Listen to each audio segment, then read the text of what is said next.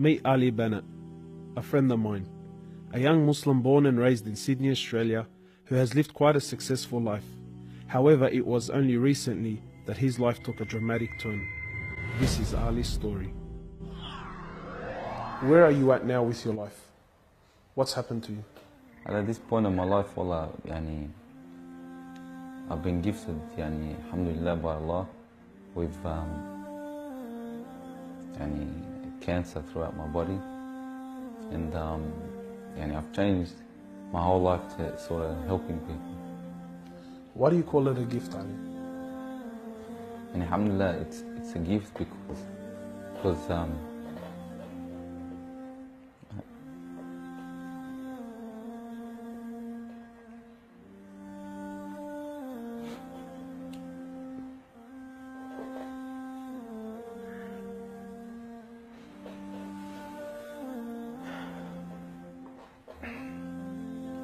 and it's a gift because Allah's given me a chance to change.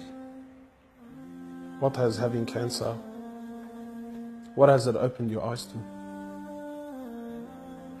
SubhanAllah, everything in life, even the smallest gift, like breathing fresh air.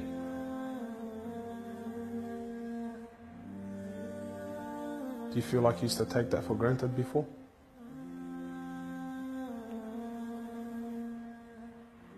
How long have you had cancer? 4 months now. Ali was diagnosed with stage 4 cancer and given only 7 months to live. Upon finding the news, he immediately sold his successful business and was forced to reconsider the lavish lifestyle he was accustomed to. Everything was to change. Ali, what was your reaction when you came to know you had cancer? I got rid of my cars, I got rid of my watches, even my clothes. I took them with me overseas and I gave them to a lot of people up there. So I wanted to try to leave this world without anything.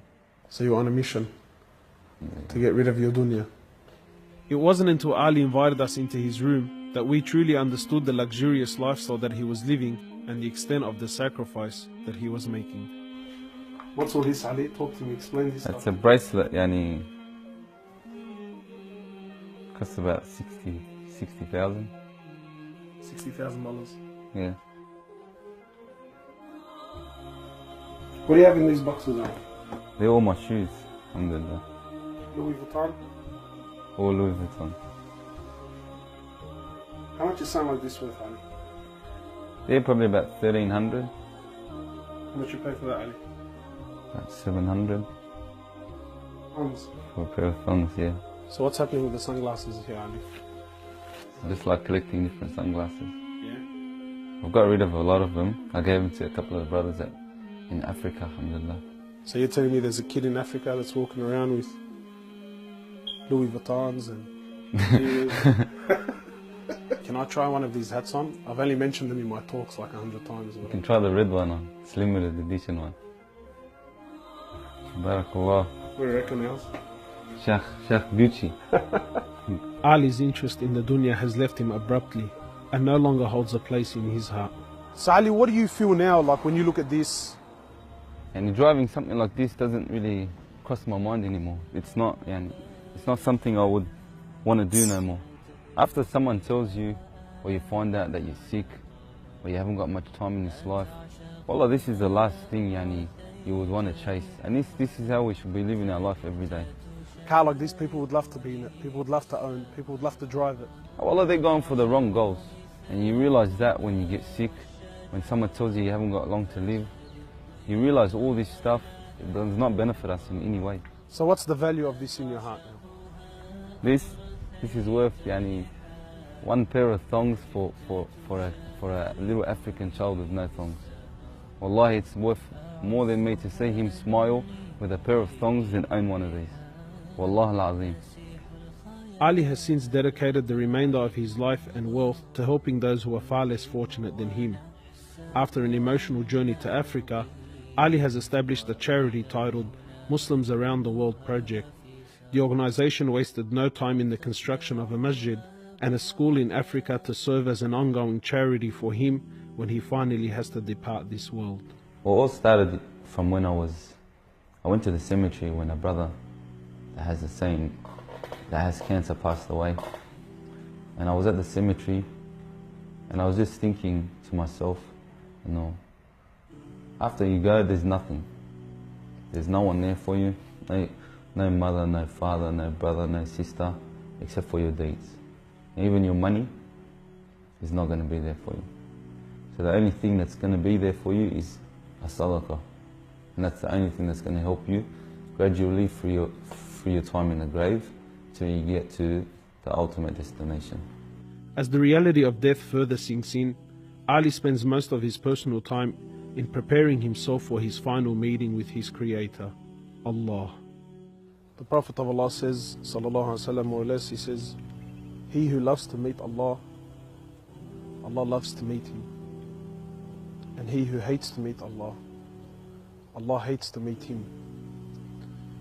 Are you loving to meet Allah?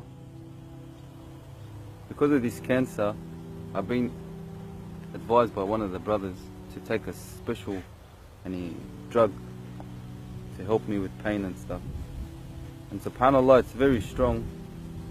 I took a bit too much and I came into a whole different world within not knowing where I was, and it was very hard for me. And subhanAllah, I actually seen things I've never seen before. And my family were there all standing around me, and I was pointing up and I was saying, Ya Allah, take me. And it was that beautiful what I was seeing, I just wanted to go. And the next day, subhanAllah, I woke up and I was upset that Allah didn't take me.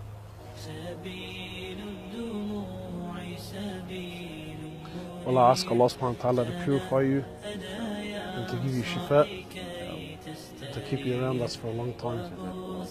Allah, may Allah subhanahu wa ta'ala reward you.